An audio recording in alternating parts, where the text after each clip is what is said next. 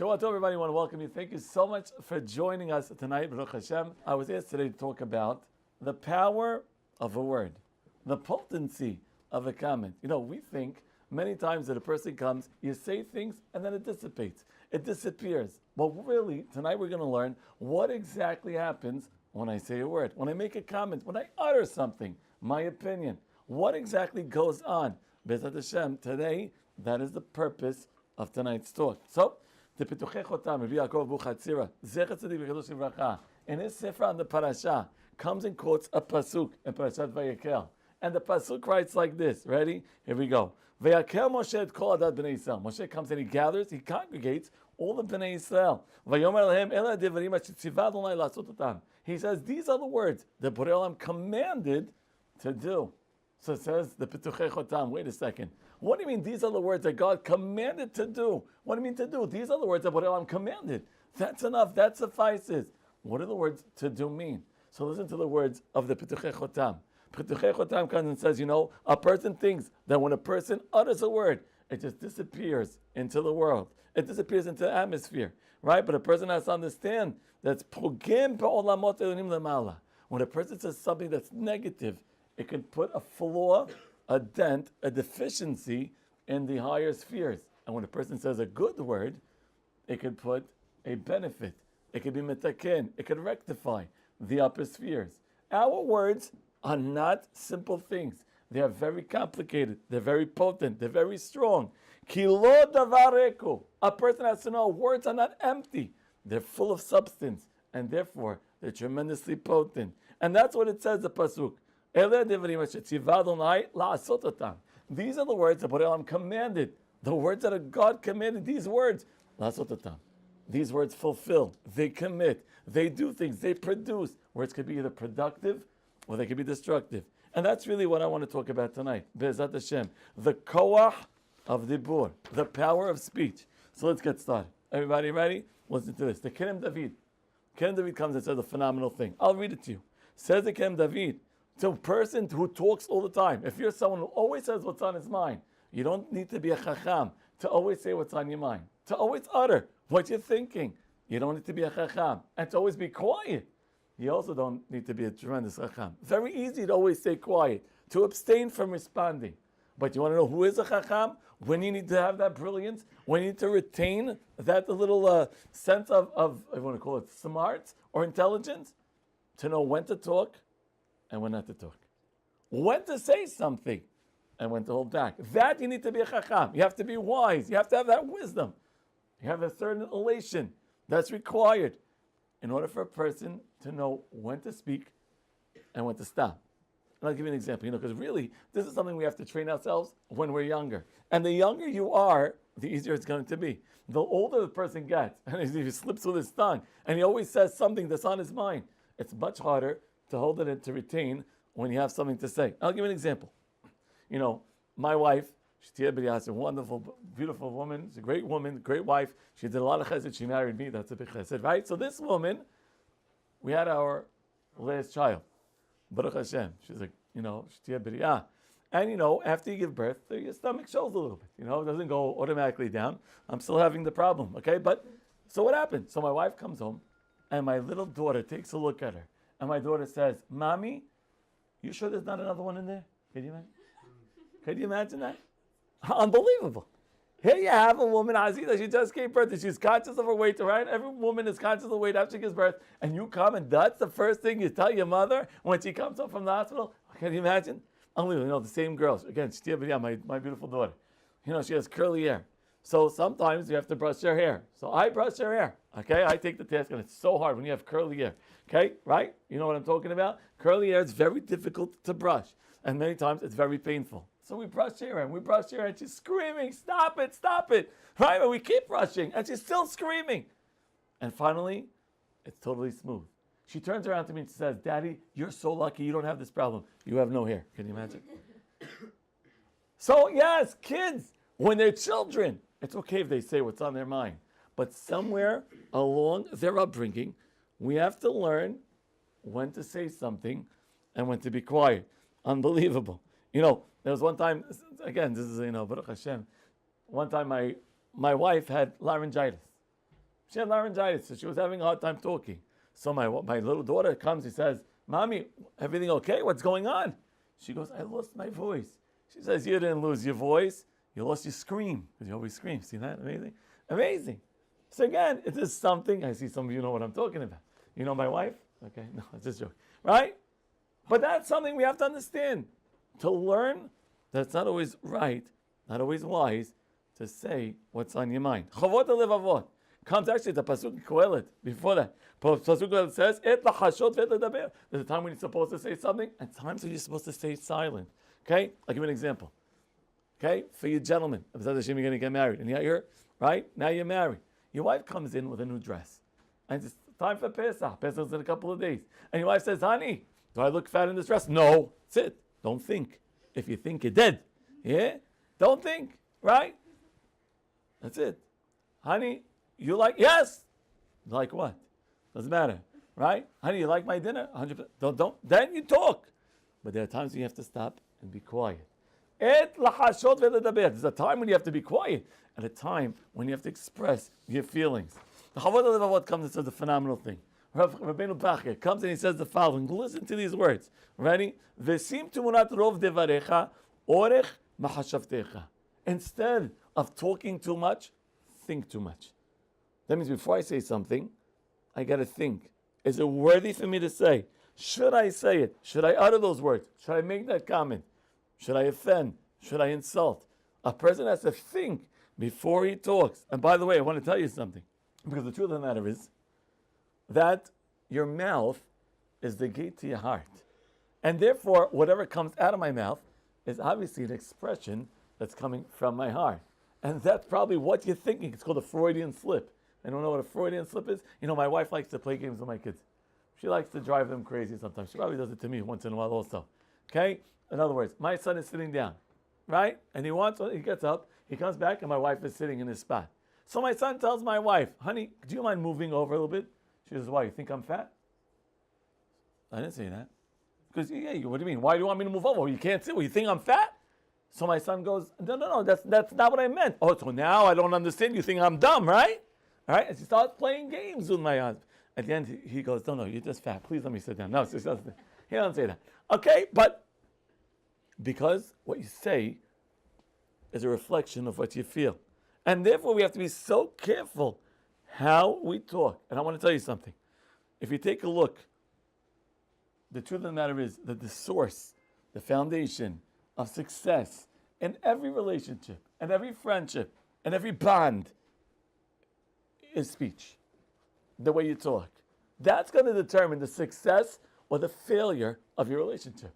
Success or failure of a partnership. Success or failure of a marriage. It's all depending on the way that I talk. In fact, listen to what the Mesilat Yesharim says. Says the Ramchal, Mesilat Yesharim, a beautiful thing. Listen to these words. He talks about Ona'at Devarim. Everybody knows what Ona'at Devarim is? Ona'at Devarim is hurtful speech. Okay? It's pointed talking. When a person utters a word that's offensive. Says the Mesilat Yesharim, give me an example. Ona'at Devarim. B'chalahu ledaber b'fnei chaverol levad sheyevosh mimenu. To say something to your friend where your friend's going to be ashamed, where he's going to be embarrassed, where it's going to be hurtful. That's called Ona'at Devarim. Hurtful speech, offensive speech. And we know how bad that offensive speech could be. I got to tell you, people like to call people names. People like to, you see a guy's a little chubby, call him Hubba Bubba. Okay? What's that Hubba Bubba? Now for you, it's a funny thing, right? It sounds like it's funny, it's humorous, but you have no idea what it does to that person. You don't realize the impact they could have on such a person. I want to tell you something. Somebody walked into my shul the other day, and he says, Rabbi, I got to ask you a question. And he was fuming, man. He was so upset. He was so angry. So I asked him, well, what's going on? What's the problem? So he turns to me and he says, what do you mean? He goes, I'm going to ask you a question. What do you do about a bully? What do you do about a bully? Someone's bullying your kid. What do you do about a bully? So I gave him some, advice, and I told him what to do and how he should do it. And then he turned to me and he says, I want to tell you something. Yesterday, my kid's in 3rd grade. There's a bully in his class that keeps making fun of him.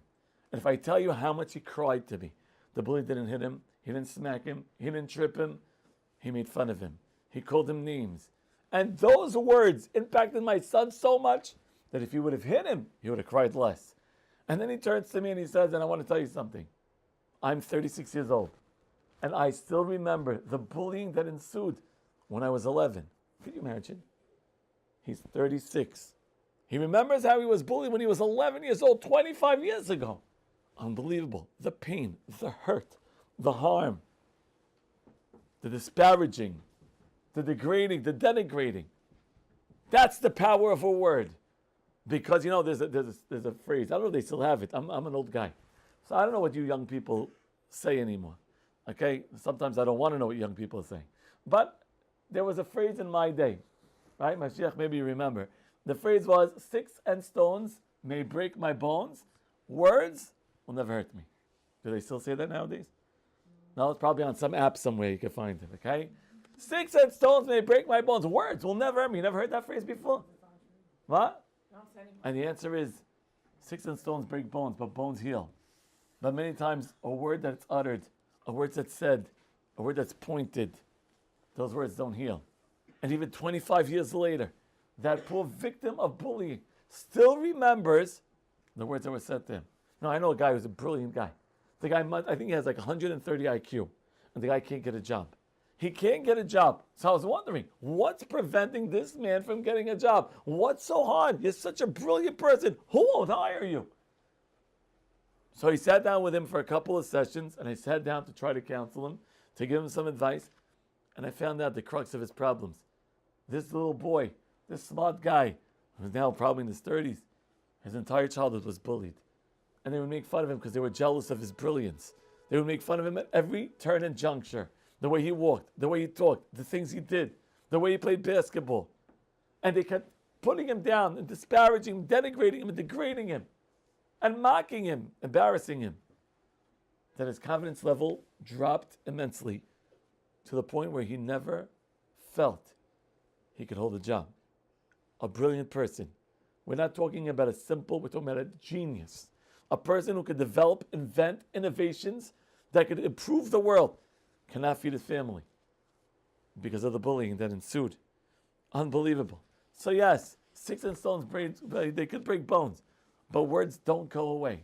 They don't go away. I want you to hear this unbelievable Nefesh HaChaim. Ready? You're going to love this. Nefesh HaChaim writes, we know that man is called, what's he called? Nefesh Chaya.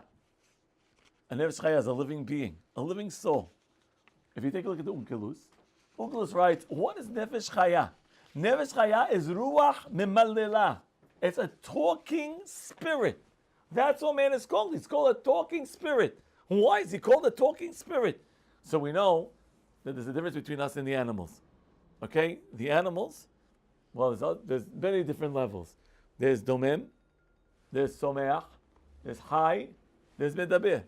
Okay? Domem means that they're just there. I don't know how you would even say. Domem is, what's the word for Domem? How do you say Domem? Inanimate. That's the word. Is that what you said? Wow, +2. Good. Inanimate. That's Domem. Someach is something that sprouts. So flowers sprout. Rocks are Domem. They're inanimate.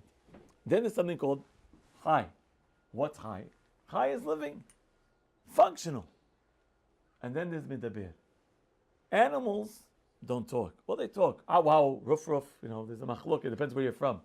In Bukhara, how do dogs talk? They don't talk. No one talks to dogs in there. In Bukhara, we don't talk to dogs. Okay? I don't know. In Syria, they say ow, ow. In Brooklyn, they say roof. I don't know. It works. Okay? That's the way it works. But 1 second. No, we don't talk to dogs either. We're like you. We're brothers. 1 second. But a person talks with reason. He talks with logic. He's able to control what he says. That's the difference between us and the animals. Ruach memallela. But says the Nefesh HaChaim, a phenomenal thing. If you came tonight just for this lesson, it's worth every word. Says the Nefesh HaChaim, what does it mean that we're a spirit, a speaking spirit? Rav Chaim from Volozhin writes, your neshama is your speech. Everybody take a look. Put your hand in front of your face. Okay? A bunch of weirdos. What are you doing? Okay, 1 second. If you do this and you start speaking, don't speak in my class, you'll see that your hand will start feeling your speech. Why does your hand feel the speech? Listen to the Nefesh HaChaim. Nefesh HaChaim writes, you want to know why? Because every time you say a word, part of your neshama comes out. And when a person speaks enough, he has no neshama. You know what the rabbis write? Right? I know, look, everyone's going like this. You better not talk, huh? Keep your mouth closed. I like that one. Someone should tell my wife this lesson. No, just don't joke. Okay, 1 second. Okay, now 1 second. Listen very carefully. Did you know the rabbis write that everyone has a limited amount of words that he's allowed to say? Now we understand why. Because your neshama is your words. And the more I talk, the more I lose. It's subtracted from your neshama. Now I understand it. Now it makes sense to me. So how careful I have to be with the words that I do say. You know, we were just talking about onad devarim, hurtful speech. What does the Gemara? The Gemara says like this. Ready? What is the difference between onad devarim and onat mamon? Onat mamon means that I overcharge a person, or I cheat in business, or I do things of ill repute with money. What's the difference? Listen to the Gemara. Ready? Here we go. Rabbi Shmuel bar Nachmani omer, ze natan li shavon, ze lo nitan li shavon. When it comes to money, you hurt somebody, you swindled him, you cheated him. You could always give it back. You could always compensate him. Not a problem. You could always reciprocate. But when it comes to hurtful speech, you can never take it back. Those words that you said, those words that you uttered, those words that you made, those words that you spent your neshama, those words you can never take back. You know, when I first got married, now you understand why you feel bad for my wife. Okay? When I first got married, I was told, you're going to argue with your wife. Okay? No marriage is perfect. As perfect as you are, Rabbi Zeytouneh. No one told me that. But as perfect as you could be. You're for sure definitely going to argue with your wife. I said, okay, not going to happen to me. But sure enough, I argued with my wife. So here I am with my wife, and we're getting into an argument. And my wife comes, and she turns around, and she says, honey, I'm mad at you. Now, when I was a kid, there was a show. And the show, there's a guy who says, dogs get mad, people get angry. And I always remembered that line. So my wife said, honey, I'm mad at you. I said, no. Dogs get mad, people get angry. She said, did you call me a dog? I said, Chas v'shalom. I said, I didn't call you a dog. Now all of the ladies said, yes, you did. And all the men said, no, you didn't. All the men are saying, no, you're saying you're not mad, you're angry. That's what all the men are saying. The woman doesn't call her a dog, right? And she goes, you call me a dog. Ladies and gentlemen, until today, she remembers my dog comment. Could you imagine? She's not angry anymore. Well, maybe sometimes, but she's not angry anymore. Oh, she's not mad, that's for sure. Okay? But she remembers the comment. Zeni tani shavon. When it comes to a hurtful message, a comment, an utterance, you can't take it back. And therefore we have to be so careful with the words that we say. We only are allotted a limited number of words. Where are you sending your words? Where are you putting your words? What are you using your words for? An amazing thing, I got to tell you. Anybody ever go to Chuck E. Cheese's? Anyone ever go there? Yeah, my boys, good. Very good. By the way, you're all a bunch of liars. Don't make believe you're cool, okay? Everybody went to Chuck E. Cheese, okay? Now, what happens? You get a certain amount of tokens. So you have certain people that they go and they play it on things that, the arcades. You play on the arcades. And then you have other people that are a little bit smarter and they only play games that bring tickets. Because if you're only going to play games that have arcades, you get nothing back. You only lose. You lose your coins. You lose your time. You're wasting your time. But the person who wants to invest, and he invests in games where he can get tickets back, where there's a yield, where there's a reward, that's wonderful. That guy's brilliant. Because you leave with a prize in your hand. That's the way speech is.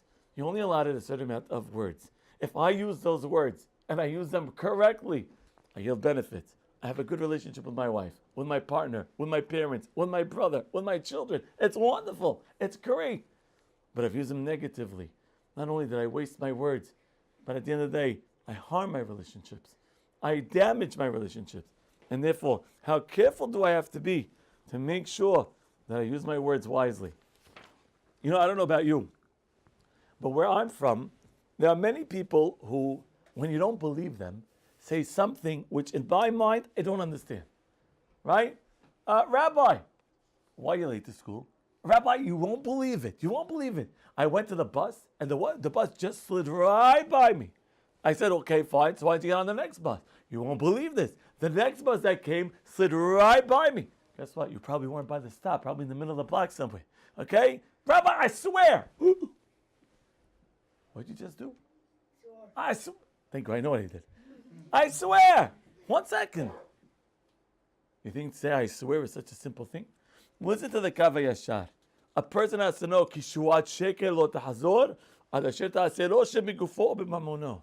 When a person says, I swear, and you're lying, that swear makes an impact on you. And it can impact the person, lo aleinu, either on his body or on his money. It could take a toll. How careful you have to be. That's a word. What do I care? Well, we see. Words are more potent than we ever thought they were. Now, by the way, there's a Gemara Masechet Shabbat. Rav Dessa writes that a person, even if you're not going to say a negative word, you shouldn't say words that are not nice. Not nice. Anything in the world, anything in the vocabulary could be said in one of two ways. You can either say it in a positive way, productive. You can say the same exact thing in a negative way. There's a Gemara Masechet Shabbat. Daf Lamed Daled Amud Aleph. And the Gemara comes and writes like this. We know that the Mishnah writes that when a person comes to his house, Erev Shabbat, he has to see three things. What are the three things? Esarten, Elaften, Halikut Taneh. You're supposed to come to your wife and say, hey, honey, you took Maaser? Honey, you made Eruv? Halikut Taneh. Go and light those candles. Go and light the candles. Comes the Gemara and says, ready? Here we go. He says, Avagav de'amur Rabbanan shosha dvarim tzarich adam lomar. Even though he's supposed to say those words, tzarich lemiminu b'nichuta. Make sure you say those words softly to your wife. Ki hechi dirkablinu minei. In order for them to accept it from you. All depending on how you say something, that's going to determine how acceptable your words are. How much people are going to listen to you. How much they're going to respond to you. And how they're going to respond to you. You ever watch a football team? Anybody ever watch a football team? So a football team goes into the locker room. They go into the locker room. And what does the coach do? Coach is supposed to give them a pep talk. Okay? Give them a pep talk. I'll tell you. Right? So he comes. You guys are going to win. You guys are going to win. You guys. What happens? They all start screaming and banging on the thing. They're banging. Why are you banging? They think you're going to win. How's it? They're going to kill the guy. Why? Because if you do it screaming, they scream in kind. They're going to scream back at you. It doesn't matter what you're saying. It depends how you say it. How do I say my words? That's going to determine the reaction. If I say it softly, they're going to respond softly. If I say it like a monster, they're going to say it like a monster. I got to tell you a great story. I was in a basketball league. Okay? I was in a basketball league. Me and two of my friends. So they believe they're my friends. And here we are. I'm an old guy. And I walk here and people are flying over me. They're like jumping over my head. Okay? I'm in none of your business how old I am, but they're much younger. Okay? And these people are much younger and they're zipping by me, zipping around. And now somehow by miracle, Nes min hashamayim, we got into the playoffs.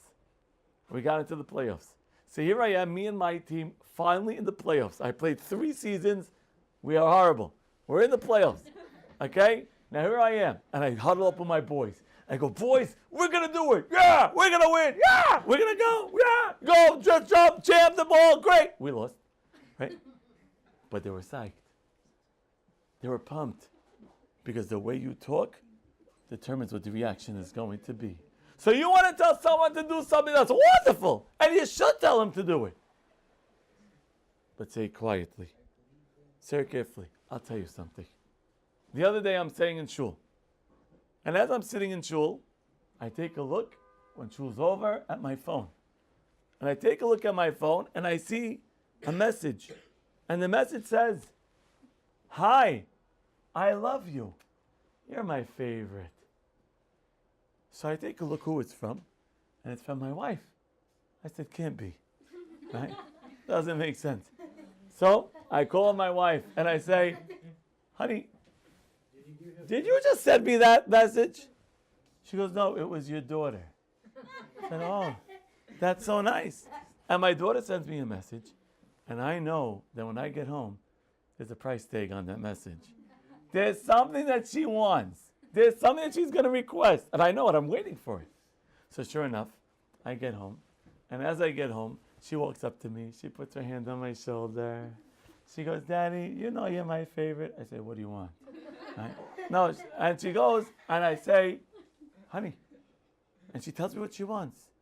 And every time, she gets it. Now I know she's lying. And she loves her mother more than me. But it works. Because of the way she says it. And the things that she says. It makes sense. Divrei Chachamim benachat nishma'im. The way that we say something makes an impact on how it's going to be accepted, how it's going to be heard, the way we're going to react. You know, I want to tell you this in Pasuk Mishlei. Pasuk Mishlei writes like this. Ready? Yesh boteh b'matkerot harif. There are some people that when they talk, they shoot arrows. They shoot daggers. That's how painful they are with their statements. Ulshon hachamim marpeh. When you talk to a rabbi, it soothes, it heals, it cures. I want to tell you, a lot of people come to me for advice. Okay? A lot of people come to me for something, there's lines. Okay? They come to Monday night, to my class, and they come before my class, and they come after the class, and they come half hour before, and 15 minutes before, and 10 minutes before, and I can't review my class. There's so many people that are coming. And many times, I can help them. But when they leave me, they feel good. Even though I didn't do anything to them. I didn't cure their problems. I didn't give them the money that they needed. I didn't make shalom bayit yet. But when they leave me, for some reason, they feel better. Because of the way I speak to them. Because I speak to them that I'm concerned. In a concerned manner. That I care in a caring fashion. And that resonates. That reciprocates. That goes. It points. It enters. It's infused in them. And therefore they feel better. Without me doing anything productive for them. I want to tell you something. You know, in Arabic, there are phrases that our grandparents used to say to us all times. I'll give you an example. You come now, and you get a plate of food. And you fill up your plate, and as you fill up your plate, your grandmother or your mother comes and says the word sahtin. Yeah. What's sahtin? Sahtin means you should have double health with this food. Isn't that nice? Every time you come and you want to eat something, your mother tells you, sahtin. That's wonderful. It's so nice. Nowadays, you put food in your kid's plate and said, you better eat or I'll kill you. That's what we say to our kids. What happened to sahtin? What happened to sahtin? The encouraging word, the beracha, the blessing. It changes the attitude of our children. You know, my father, whenever he talks, he always uses endearing words. Rohi, honey, my eye, my life. Such a nice way to talk to people. It's the right way we have to talk to someone. Okay? Now don't do it to people in the street, they'll think you're crazy, right? But people that you know, your friends, your parents, your kids, your wife, your husband, to start off a conversation with such a beautiful adjective, with such a beautiful description. It changes the course of your entire conversation. You know, there was once a man who had a very short wife. I know them. Good couple. Very nice. Okay? He was a tall man, short wife. And he always used to walk around and say, hi, my name is, let's say, Avraham. I'm Avraham. This is my little lady. This is my little lady. This is my little lady. One day she got fed up. So he comes and he says, hi, I'm Avraham. This is my little lady. And then she turns around and she says, this is my big mistake. You like that one? Okay? That amazing? Now hold on. Right? Because words are powerful. We have to be very careful how we say our words. So how do we do it? Rabbi Zeytouneh, you convinced me. I'm in. I decided, Belinede, from now on, Be'ezrat Hashem, I'm going to change my mode of operation. I'm going to alter my perspective on life. I'm going to change the way I view my relationships, my comments, my statements, the things I'm going to say. I am going to be very careful to think before I speak. How do I do it? What's the first step I have to take? What am I supposed to do? Rabbi, you sold me. I understand. I want to conserve my words. I want to use them purposefully. I want to use them constructively. What do? So says Rabbi Avigdor Miller, a phenomenal thing. Rabbi Avigdor Miller, Zecher Tzadik V'Kadosh Livracha, writes a wonderful thing. He says, you want to be someone who always speaks nicely? Start thinking nicely. Start being an optimistic person. Start looking at the world nicely. Look at the world, everything is fine, rosy. I have a hard time. They tell me, Rabbi Zeytouneh, you're a very optimistic person. You have a hard time seeing bad in people. Okay? Maybe I don't want to see bad in people. Maybe I ignore bad in people. That's the way we have to go. That's the way we have to be. That's the way we have to live our lives. Not looking for bad. There's some people, ever tell you the story? Joey, I told you the story. Says one time there was a person at a wedding. Okay? This guy was at a wedding. And he's standing behind me. And there was a long line to get the food. And I'm sitting, we have buffets, in our community. He said everything is buffets. He's standing on the buffet and you're waiting online, and sometimes these lines are unbearable. So the guy's standing, he says, I want my food already. What kind of wedding is this? What is the wedding? Come on already. What? So I turn around and I said, listen, if you want, I know where you can get food right away. He says, really, where? I said, home. Go home. So what are you doing? Just understand. You're at a wedding. You're here to be hatan v'kala. I don't see it. What are you doing? Why do you have to look at a wedding as a hassle, a burden? You're here to enhance the life of two wonderful people that want to commence their life together. What are you doing? What are we thinking? But that's the way we're trained to think. And by the way, I would say that a lot of it has to do with media. A lot of it has to do with what's going on in the world, because there's no good news out there. Right? There was an accident over here. There's an earthquake over here. There's a storm over here. Your mother-in-law's coming over here. Whatever it is. All bad news. Okay? What happens? We're trained to think negatively. But if that's the way you think, that's the way you talk. So we have to begin by changing our perspective on life. It's possible, by the way, that this is explicit in the words of the rabbis. I'll prove it to you. When is the first time anyone ever spoke Lashon Hara? Anybody? Anybody know it? First time. When? The Nachash. Nachash spoke Lashon Hara. Nachash spoke negatively about Borei Olam and said, Borei Olam, of course, doesn't want you to eat from the tree. From the day you're going to eat from the tree, you're going to become divine like he is. You're going to be, immutable just like he is. You're going to be, invincible just like he is. What was the Nachash's punishment? Ve'afar tochal kol yemei chayecha. You're going to eat dirt your entire life. What's the correlation? Where's the midah keneged midah? Where's the attribute? Where's the right? The measure per measure. Where is it? You know where it is? Why did the Nachash? Why did he talk badly? Because he saw badly. Says Borei Olam, you're a negative person. Everything you see, everything you're going to eat is going to be dirt. Because that's your whole mode of operation. Everything you say is dirt. Everything you taste is dirt. That's the way you look at the world. Dirt. Everything is dirt. So your punishment is, you willfully want to taste dirt in life. Everything is dirty for you. That's all you'll be able to taste. There's another case which is very similar. Gemara Masechet Sotah. Daf Lamed Amud Aleph writes about the Meraglim. The Meraglim spoke negatively about Eretz Yisrael. What was the punishment in the Meraglim? So the Gemara writes, you know what it was? It said that their tongue stretched, went into their stomach, and worms went from their stomach to their tongue. From their tongue to the... You want this on Hidabroot? You sure? Okay, right? From the tongue to the... Right? Why? Because again, your mouth, that's the way you look at life.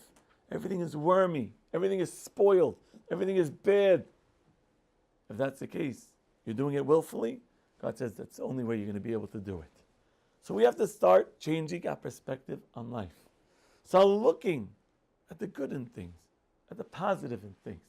And by doing that, that's when you could start speaking, talking, encouraging, helping, being kind, benevolent with our mouths. I'm going to end off with one idea. One idea. Because I learned it today. The Gemara Masechet Berachot writes, phenomenal thing. It's Daf Vav Amud Bet, I believe. The Gemara writes, what is the sachar for going to a wedding? We know that the Gemara writes, you go to a wedding, you have to be mesameach the hatan. You have to, right? You have to make the hatan happy. What is the main reward? What do you get it for? For what part of making the hatan happy do you reap the most reward? Says the Gemara, Igra, the hatan, what is it? The dibur, the speech. What? What speech? So the rabbi is right. What does it mean to be Mr. Hatan? We think we go to a wedding and you want to make the Hatan happy. What do? You dance in front of him. You sit there and you dance, you do jumping jacks, and you do flips, you do cartwheels, right? That's Mesameh Hatan. Says the Gemara, absolutely not. That's not what it means to be Mesameh Hatan. Mesameh Hatan says, you go up to the Hatan, and you say, Hatan, wow, what a girl you got. You're such a lucky guy. You were zochet to this girl. Oh, you're going to have beracha your entire life. Like an unbelievable girl. By the way, Beit Hillel says you can even lie. Okay? You can even lie. You could say, Kala na'ava hasuda. Even if she's not. Why? So says the Gemara, Masechet Sotah. Says, you know why? Daf Mem Zayin Amud Aleph. Says, because for the Hatan, she's the most beautiful thing in the world. So you're not lying. You're just looking at his world in a positive way. So yes, you want the greatest reward? Use your words wisely. And it's not easy. It's a work in progress. Right? It's a work in progress. I like that phrase. That's a nice phrase. It's something that takes time, takes effort. But once you do it, your life becomes rosy. Because you don't see things in a negative way anymore. And not looking to disparage someone. And not looking to degrade someone, to embarrass someone, to put somebody down. That's not your mode of operation anymore. I'm going to work my life. I'm going to walk around life. I'm going to live my life, starting to look at what's good in life, what's positive in life. And by the way, if I'm able to do it for other people, then I'll start doing it for myself. I'll start taking a look at my family and saying, Baruch Hashem, I have a family. Yeah, one calls me bald, the other one calls me fat, right? This one says, honey, I love you, my favorite, and she takes $20 from me. But I have a family. Baruch Hashem. And if I start living my life like that, then you're the richest person in the world. Because the Mishnah writes, I learned to be happy with my life. And doing so, there's no greater fortune. And I want to tell you something. Pesach is all about a positive view in life. Eating matzah, eating maror, right? Sitting, eating salt water, and reclining like you're a king, with royalty, and a sense of a regal being. That's what Pesach is all about. So let's start from now, Be'ezrat Hashem, and take a look at life and see that what's wrong with life. And not what's lacking and deficient, but what's good about life, and positive, and happy about life. And by doing that, Be'ezrat Hashem, you'll be able to recline like a king every day of your life. Or a queen, sorry, I don't want to get politically, right? Be'ezrat Hashem. And by doing that, we could foster healthy, productive relationships with everybody in our lives. Be'ezrat Hashem. Amen. Thank you.